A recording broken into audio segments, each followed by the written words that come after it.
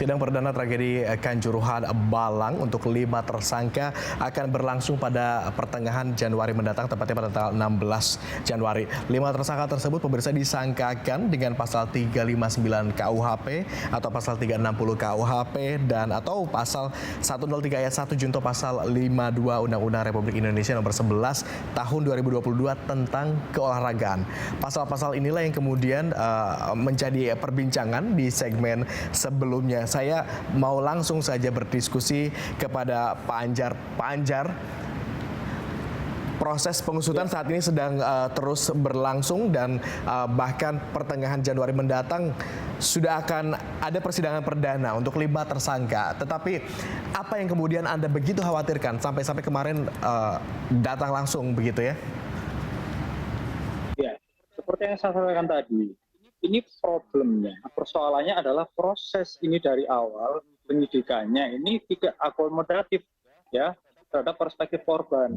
Sekali lagi saya jelaskan, sejak semula kami banyak menyuarakan ya kepada penyidik terkait harus dilakukannya rekonstruksi ulang. Karena rekonstruksi yang tempo hari dilaksanakan di lapangan Mapolsek Jatim, tidak di TKP, ya tidak di Jatim Kanjuruhan, itu tidak menggambarkan apa yang sebenarnya terjadi di Kanjuruhan. Yang kedua, rekonstruksi itu tidak dihadiri saksi-saksi dari pihak penonton atau supporter, ya, sehingga dari 35 adegan di situ dinyatakan tidak ada tembakan gas air mata ke arah tribun.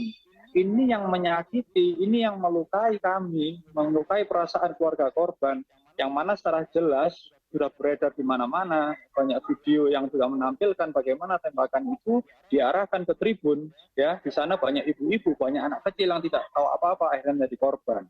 Ya, tapi nyatanya sampai perkara ini dinyatakan lengkap atau P21 tidak dilakukan oleh penyidik ya rekonstruksi ulang. Artinya apa? Saya mau bilang ini persoalan keseriusan atau keengganan ya penyidik dalam mengakomodir atau menampung masukan-masukan dari korban. Begitu. Yang kedua, ya terkait dengan penambahan pasal, pengembangan penyidikan untuk menemukan tersangka baru. Selain kami sampaikan kepada penyidik, kami juga sudah berkoordinasi dengan Jaksa Penuntut Umum pada Kejaksaan Tinggi Jawa Timur. Informasi yang kami dapatkan, masukan-masukan dari Aremania dan juga dari keluarga korban ini juga sudah ditampung dalam petunjuk jaksa atau P19 yang kemudian itu diserahkan kepada penyidik untuk dilengkapi. Lagi-lagi persoalannya adalah apakah penyidik memenuhi itu gitu.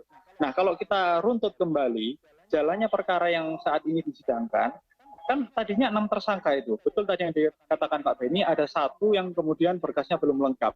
Kalau kita review ulang, 6 tersangka itu ditetapkan sebagai tersangka secara bersamaan. Waktu itu Kapolri langsung mengumumkan.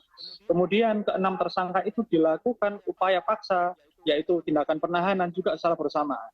Kami kawal di Jawa Timur, 6 berkas tersangka ini dilimpahkan tahap 1 ke Kejaksaan Tinggi Jawa Timur juga bersamaan. Pada saat ada pernyataan berkas kurang lengkap dan disertai petunjuk P18 dan 19 dari Kejaksaan itu juga bersamaan. Jadi berkas ini semacam bolak-balik atau pingpong sampai dengan 3 kali. Artinya mereka selalu bersamaan 6 berkas ini. Betul tadi, pada akhirnya timbul pertanyaan besar, kenapa dari 6 berkas perkara ini hanya 5 yang bisa dirampungkan oleh penyidik Polda Jawa Timur, sementara yang 1 berkas dari Direktur Utama PT LIB yang tidak dapat dirampungkan begitu. Nah, dari sekian persoalan-persoalan ini terkait dengan penggunaan pasal, terkait dengan masukan, terkait rekonstruksi ulang, pengembangan penyidikan untuk menemukan tersangka baru ini juga semua tidak diakomodir.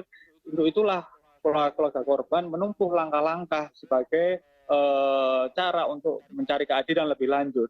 Ada laporan di Polres Malang. Kami kemarin juga sempat menempuh laporan di Barreskrim meskipun tidak diterima.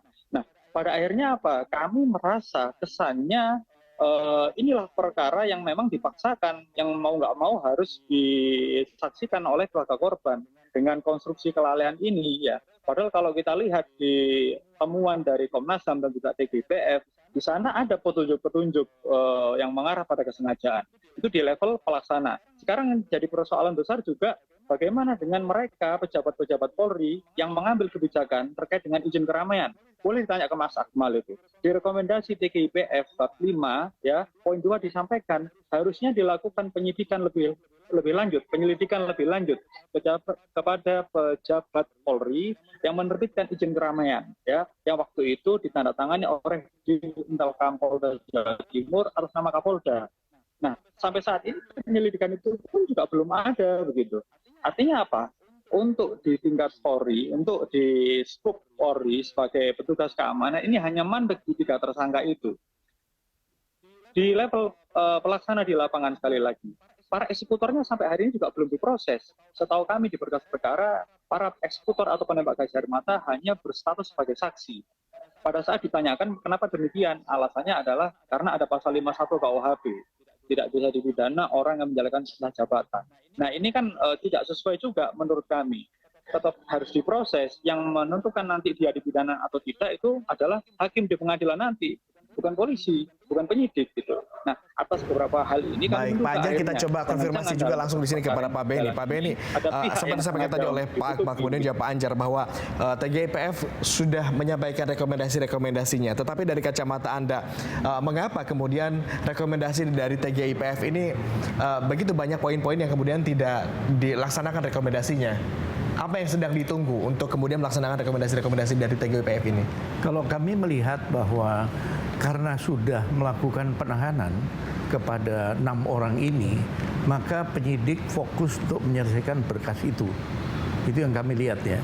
Jadi makanya saya sampaikan bahwa kemungkinan masih terbuka ruang ketika nanti mulai persidangan akan muncul tersangka baru atau fakta-fakta di persidangan nanti akan bisa digunakan untuk pembuktian kepada pihak-pihak yang harusnya bertanggung jawab begitu. Tetapi untuk langkah awal setidaknya Anda sepakat bahwa 359 ini tepat terlebih dulu ya. Ini menyoal tentang kealpaan yang kemudian menyebabkan hilangnya nyawa begitu. Ya, kembali saya katakan bahwa itu juga harus disepakati oleh jaksa. Nggak bisa hanya penyidik sendiri. Karena jaksalah yang kemudian meneliti berkas itu, apakah sudah dinilai lengkap, buktinya sudah cukup, karena nantinya yang bertanggung jawab untuk membuktikan di depan sidang, itu jaksa. Oke. Kalau bicara tentang kealpaan, Pak Beni, sebetulnya kemarin juga ada satu yang sempat viral begitu ya di beberapa media sosial, ada tas yang diduga kemudian dibawa oleh aparat yang mana mengeluarkan asap. Beberapa menduga itu adalah gas air mata, tetapi pihak kepolisian atau kemudian ada pihak lain yang menyanggahnya dan menyebut bahwa itu adalah flare. Dan kebetulan tim kami juga, tim lapangan kami sempat mewawancarai salah satu saksi yang ada di lapangan pada saat pertandingan Indonesia kontra Vietnam beberapa waktu lalu. Kita simak bersama-sama terlebih dulu pernyataan saksi di sini.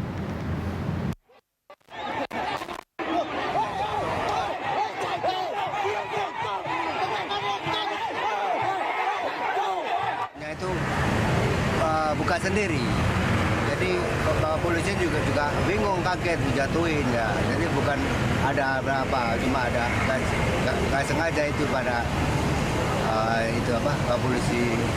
Oh, jadi itu tidak disengaja ya Pak? Nggak sengaja ya Pak polisi. Oke, itu tadi salah satu kesaksian supporter sepak bola pada saat Indonesia kontra Vietnam yang melihat ada tas yang jatuh, kemudian keluar asap dan dibawa oleh aparat begitu ya. Melihat tayangan ini, ada kemudian dugaan-dugaan atau di luar sana yang kemudian menduga bahwa jangan-jangan kekeliruan seperti ini juga bisa terjadi di momen manapun, termasuk pada saat di Kanjuruhan itu. Bagaimana Anda melihat ini, Pak Beni? Jadi memang petugas dalam hal ini ketika mengamankan lokasi pertandingan, khususnya pada saat pintu masuk, perlu dipastikan, diyakinkan masalah yang harus disterilkan. Senjata tajam, kemudian mercon, kemudian flare, segala macam, batu dan sebagainya yang bisa membahayakan penonton. Nah, di sini kita perlu kaji ulang, kok bisa lolos. Nah, ini tentunya menjadi bahan masukan juga buat kami. Temuan ini untuk kami pertanyakan, kok bisa sampai lolos ke dalam. Oke, terkait Kanjuruhan, Anda juga sempat datang langsung menemui anggota-anggota yang pada saat itu bertugas begitu. Bagaimana kesaksian mereka di lapangan? Ya, mereka menyampaikan seperti Oh, contoh. memang betul mereka membawa gas air mata ke dalam begitu? Betul. Jadi mereka sampaikan bahwa Pak, ketika diminta pasukan PHH, maka kelengkapannya ya berikut gas air mata. Oke. Itu sudah memang aturannya seperti itu, bukan PHH minus gas air mata. Dan saya tanya, apakah Anda tahu tentang peraturan PSSI, FIFA dan sebagainya? Mereka nggak tahu bahwa tidak boleh ya, menggunakan gas mereka air mata. tidak tahu. Oke. Nah, inilah hal-hal yang mungkin nanti di pengadilan akan terungkap semua itu. Oke. Di Saya mana ke- letak Oke, kesalahannya. saya ke Mas Akmal kalau begitu. Tampaknya di sini ada missing piece, ada komunikasi yang kemudian lepas dari sini. Ada anggota yang justru mengaku bahwa tidak mengetahui adanya aturan itu. Mas Akmal, bagaimana Anda menanggapi ini? Ya, jadi kalau menurut saya sebenarnya semua sudah terbuka dan ini kasus yang menjadi perhatian publik. Artinya kalau kemudian lamban diselesaikan maka akan ada potensi-potensi konflik horizontal ya antara polisi dengan masyarakat, dalam hal ini supporter sepak bola. Saya melihat misalnya saya 3 kali nonton tim nasional main lawan Kamboja, lawan Thailand, kemudian kemarin lawan Vietnam. Betapa kemudian masyarakat begitu membenci polisi. Supporter di stadion bahkan sampai kemudian melakukan aksi koreografi usut tuntas kasus Kanjuruhan dan sebagainya. Jadi menurut saya adalah ini PR berat buat polisi untuk mengembalikan citra mereka di mata publik.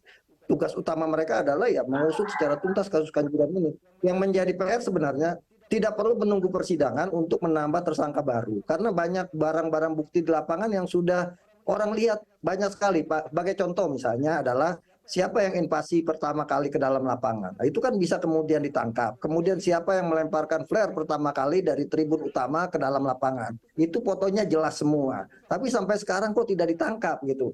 Bahkan kawan-kawan Aremania meminta itu ditangkap saja. Kalaupun itu Aremania tidak masalah gitu. Nah, kenapa tidak ditangkap dengan foto dan gambar yang sudah jelas? Jadi kemudian masyarakat muncul kecurigaan, jangan-jangan yang melempar flare ini dalam tanda kutip ya pihak kepolisian. Jangan-jangan yang masuk invasi ke lapangan juga kiriman orang-orang tertentu dari pihak-pihak tertentu yang memang ingin mengganggu kegiatan sepak bola dan sebagainya. Jadi menurut saya tidak perlu kemudian polisi menunggu sidang untuk mengembangkan perkara. Karena perkara ini sangat besar sekali dengan sangat banyak poin-poinnya yang bisa kemudian dilakukan penyidikan dan penyelidikan. Jangan sampai kemudian sepak bola sekarang sudah jalan lagi. Jangan sampai kemudian orang di lapangan sepak bola misalnya besok akan ada laga Persija. Jangan sampai kemudian mereka melakukan pengrusakan fasilitas umum. Mereka akan menganggap bahwa di Kanjuruhan saja tidak masalah itu perusakan. Kok kita nggak boleh gitu kok. Jangan sampai kemudian melakukan aksi pemukulan di pertandingan sepak bola dianggap hal yang biasa. Kenapa di Kanjuruhan tidak diberikan sanksi pidana apa-apa? Jangan sampai merusak fasilitas kepolisian kemudian dianggap hal yang biasa. Kenapa? Karena Kanjuruhan tidak diusut. Nah, lambatnya pengusutan ini saya khawatir mengganggu stabilitas hukum di negara ini. Itu yang pertama. Yang kedua, bisa menyandra pemerintahan Pak Jokowi yang tinggal 1 tahun lagi ke depan. Jangan sampai kasus Kanjuruhan ini menjadi catatan kelam dari perjalanan presiden selama 2 periode. Karena itu tadi saya usulkan, kalau memang polisi tidak atau penyidik tidak bisa melakukan kerja secara profesional atau butuh bantuan, sampaikan ke publik. Pastinya saya yakinnya publik semua akan bantu. Misal soal otopsi, ada penyimpangan hasil otopsi yang kemudian akhirnya membuat publik kecewa. Sudah diotopsi tapi disebut bahwa ini tidak ada kaitannya dengan Saya lanjut mata dan ke sebagainya. Panjar. Baik, Pak Anjar dan Pak Akmal tampaknya juga mengalami gangguan sinyal. Saya ke Pak Benny. Kalau begitu Pak Benny, tadi Pak Akmal sempat menyampaikan bahwa tidak perlu menunggu sidang untuk melakukan atau untuk menambah tersangka karena memang poin-poinnya sudah tertangkap secara visual di sana. Gambar-gambar sudah ada disampaikan oleh pihak TGIPF. Tetapi kemudian tadi Anda menyebutkan bahwa kita tunggu saja di sidang. Bagaimana Anda melihat ini? Tentunya masukan-masukan seperti ini menjadi bahan untuk nanti kami bahas bersama dalam pertemuan, dalam rakor, dan nanti ketika Pak Muldoko juga akan melaksanakan rakor, ini tentunya akan menjadi salah satu bahan yang akan dibahas di sana. Dan nanti keputusannya apa, marilah kita tunggu sama-sama. Oke, saya kembali ke Pak Anjar. Pak Anjar, Anda masih bersama kami? Ya, Pak. Pak Anjar? Tampaknya Ya, Mas Agung, bisa dengar. Pak Anjar, tadi Anda sempat menganggukkan kepala begitu pada saat Pak Akmal menyampaikan bahwa tidak perlu menunggu sidang terlebih dulu untuk kemudian menambah tersangka. Anda sepakat dengan Pak Akmal? Ya, tentu saja. Seperti yang saya bilang tadi, sebenarnya penyidik sudah punya cukup bahan berdasarkan keterangan-keterangan saksi, berdasarkan bukti-bukti video ya, untuk mengembangkan penyidikan ini gitu. Yang menjadi persoalan adalah bagaimana kemauannya begitu. Kalau penyidiknya nggak mau ya akhirnya mandek di 3 tersangka itu aja. Kalau mau seperti yang saya contohkan paling sederhana saja, mereka yang berada di level pelaksana atau eksekutor penembak itu kan mudah saja diproses. Tapi kenapa tidak gitu? Kalau dalihnya pasal 51, saya bilang tadi, pasal 51 itu adalah alasan pembenar. Nanti pengadilan yang akan membuktikan, bukan penyidik yang dengan serta-merta tidak memproses itu dengan alasan pasal 51 KUHP. Itu yang pertama. Yang kedua, saya bilang parameter keengganannya apa? Contohnya soal otopsi, kalau tadi banyak disinggung soal otopsi ya. Sekali lagi, ini bicara soal kemauan dan keseriusan. Yang terjadi di Jawa Timur, di kasus Kanjuruhan kemarin, otopsi itu berdasarkan permintaan dari keluarga korban. Padahal menurut pasal 133 sampai 135 KUHP, penyidik demi hukum harus melaksanakan otopsi terhadap kematian yang diduga tidak wajar. Tapi kenapa di Kanjuruhan ini seolah-olah harus menunggu dulu persetujuan dari pihak keluarga terhadap bedah mayat atau otopsi. Seperti itu. Nah, terakhir saya mau ke Pak Beni, singkat saja Pak Beni, upaya apa yang perlu dilakukan oleh kepolisian untuk kemudian mengembalikan tingkat kepercayaan publik kepada polisi? Yang pertama, tentunya masukan-masukan dari publik ini perlu menjadi bahan untuk dibahas, untuk dikaji dengan melibatkan pihak terkait, dalam hal ini tentunya kejaksaan juga, untuk bagaimana masukan-masukan ini nanti mana yang bisa sesegera mungkin diproses, ditindaklanjuti, dan mana yang tidak. Perlu transparansi terhadap isu-isu yang sedang ditangani ini kepada publik, sehingga publik tidak bertanya-tanya lagi. Baik, terima kasih Pak Beni atas kesediaan untuk bergabung bersama kami di Berita Satu Sore. Terima kasih juga Pak Akmal, Pak Anjar juga terima kasih sudah bergabung bersama kami di Berita Satu Sore. Kita nantikan nanti bagaimana persidangannya pada tanggal 16 Januari mendatang, bagaimana sidang ini kemudian berlanjut. Tentunya harapan kita semua sama, ya ini adalah menuntut keadilan, membuka tabir yang sejelas-jelasnya begitu agar keadilan ini dapat dirasakan oleh seluruh anggota keluarga, termasuk juga korban-korban yang terdampak dalam tragedi Kanjuruhan tersebut.